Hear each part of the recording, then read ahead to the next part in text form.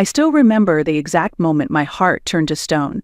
It's funny how, after a lifetime of silent sacrifices and swallowing pain, it wasn't some grand betrayal that finally broke me. It was a baby shower invitation.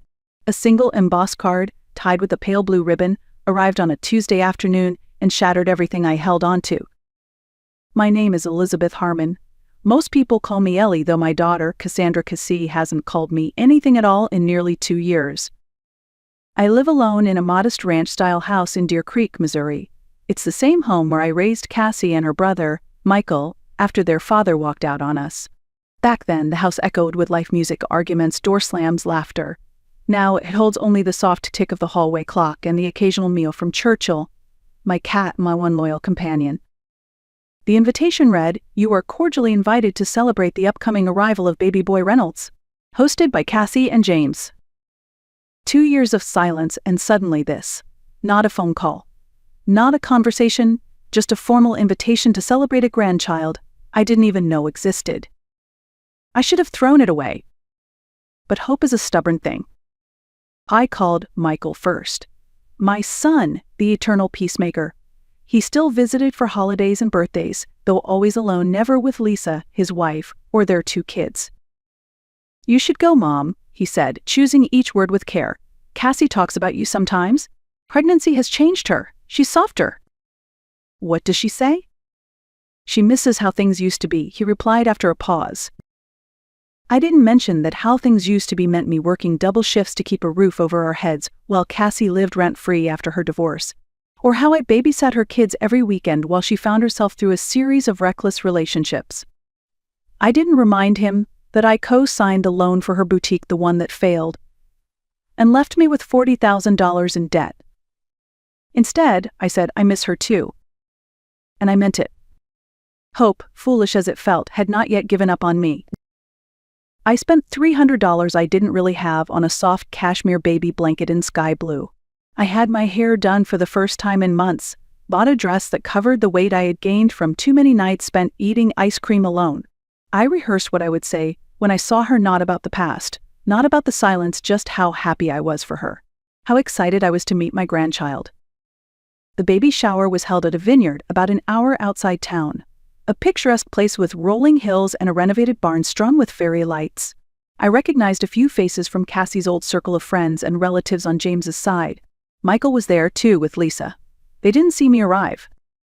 Cassie was radiant in a white flowing dress, her belly round, her face glowing. She still had that smile, the kind that could win over a room in a second. She looked straight at me for the first time in years. Her smile wavered. "You came," she said, giving me a quick, stiff hug. "Of course," I replied, trying to hide the trembling in my voice. "You look beautiful." She nodded, eyes darting around the room.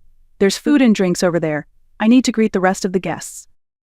And just like that, she was gone, swept away in a sea of well-dressed women who laughed and touched her belly like it was some sacred object. I found a seat near the back and placed my gift on the overflowing table. When the waiter offered champagne, I asked for water. I wanted a clear head, no missteps, no reason for anyone to whisper behind their hands about the mother. An hour passed. I made polite small talk with someone who didn't know who I was. I watched as Cassie opened gift after gift, cooing at handmade quilts and tiny onesies. Mine stayed at the bottom of the pile. Then came the speeches. James spoke first, beaming with pride. Then Lisa, yes, Lisa, my daughter-in-law, read a poem about motherhood that made some women cry. She didn't once glance my way. Finally, Cassie stood, a hand on her belly, a glass of sparkling water in the other. "I want to thank all of you for being here," she said. "Starting a family is scary and beautiful, and I'm grateful for your support." Then she turned. Not to me. To a silver-haired woman in a designer dress, Patricia Reynolds, James's mother. "I especially want to thank someone who has been a guiding light these past few years. Someone who showed me what true motherhood looks like: patient, understanding, unconditional." My breath caught. "This is for you, Patricia. You are the woman I wish had raised me, the only grandmother my child will ever know." The room erupted in applause. I did not. No one noticed when I stood up. No one noticed when I left the barn, walked across the gravel path to my car, and sat behind the wheel with my hands clenched tight. I didn't cry, not then, not even later, What I felt wasn't sadness, it was something colder. Something cleaner. Like ice water being poured down my spine. Every slight, every unspoken insult, every time I told myself, but they're my children, it all came back in sharp, unbearable clarity. I drove home in silence, the kind that stretches out so long it becomes a second skin. That night, I didn't toss or turn. I didn't stay up replaying her words in my head. Instead, I made 3 phone calls. The first was to my attorney, the one who'd drawn up my will after the divorce. Back when I still believed my children would care for me in old age. I asked to make changes. The second call was to Frank Delaney, an old friend, once a maybe romance, now a private investigator with a talent for digital digging. I asked him for a favor. The third was to the storage facility across town. I reserved a climate-controlled unit and arranged for 24-hour access. By sunrise, I had already packed the first of many boxes.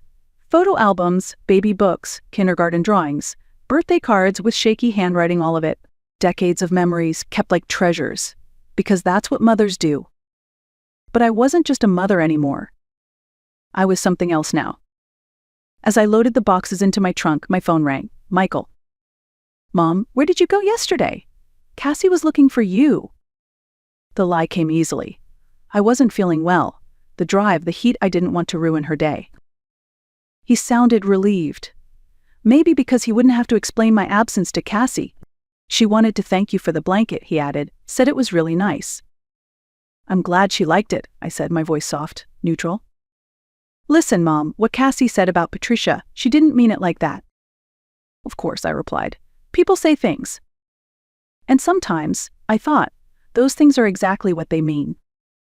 That conversation was the final seal.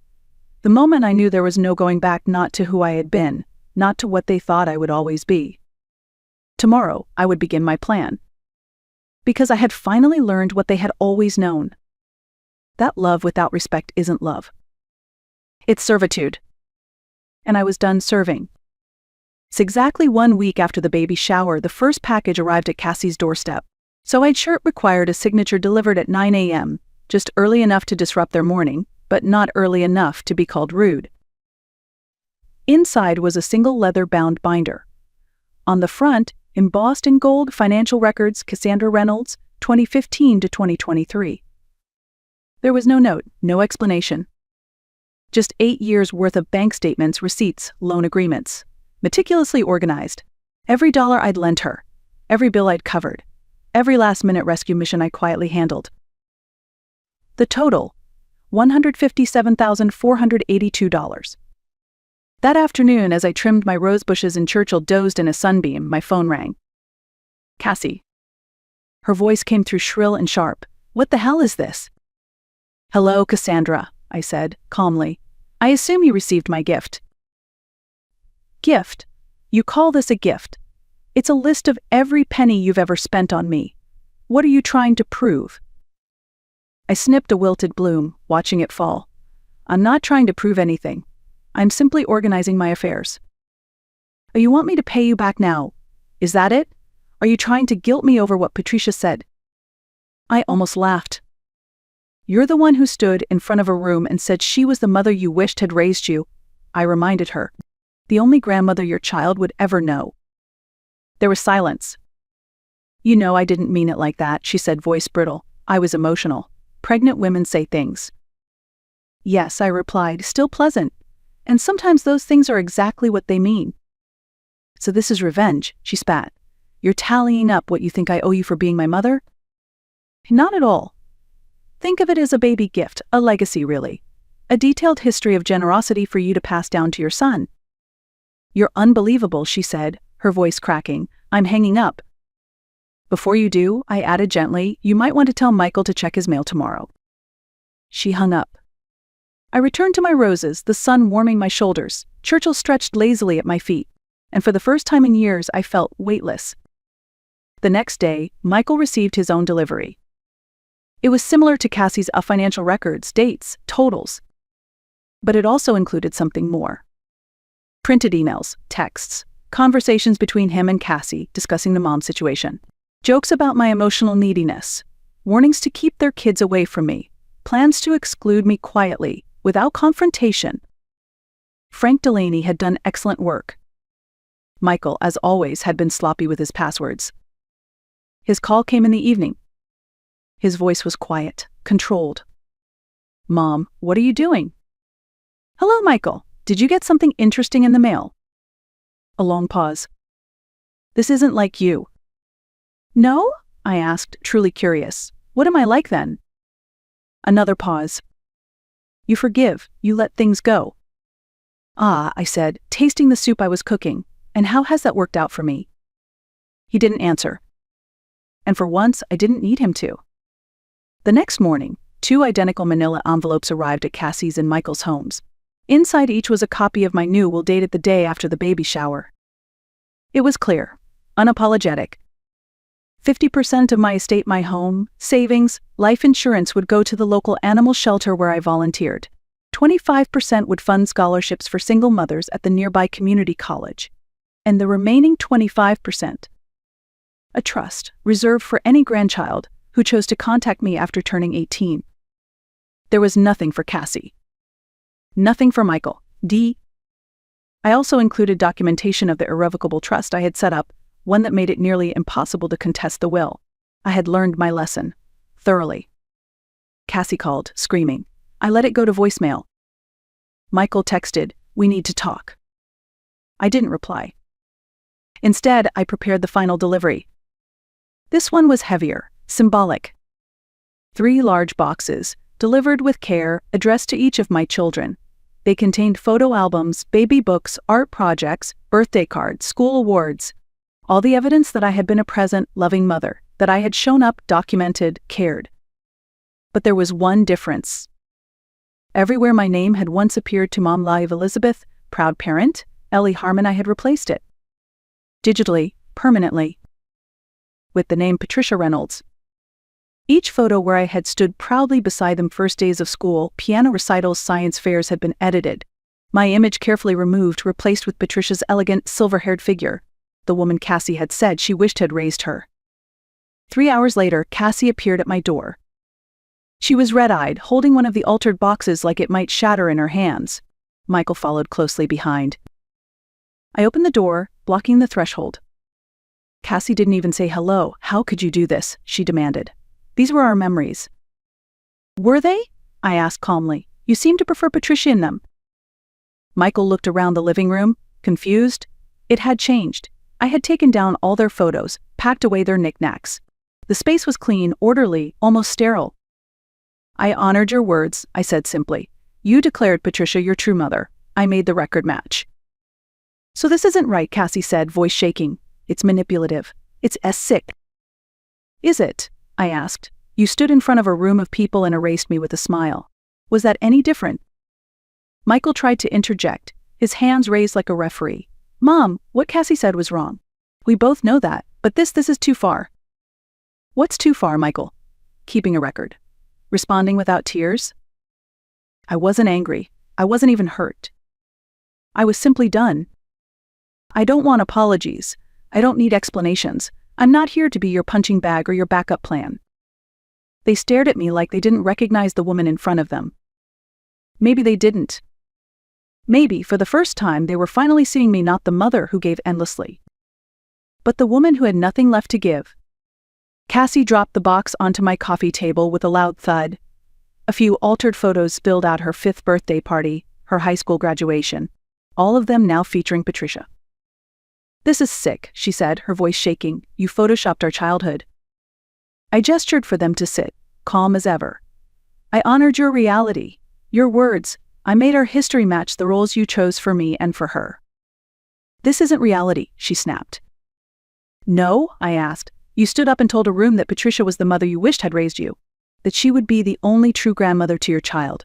I'm simply adjusting to that truth." Michael stepped in, always the mediator. "Mom, we know Cassie messed up, but this," he pointed to the photos, "this isn't the way." "What is the way, Michael?" I asked. Should I have cried in front of everyone? Should I have begged Cassie for respect? Should I have pretended I didn't hear it? He had no answer.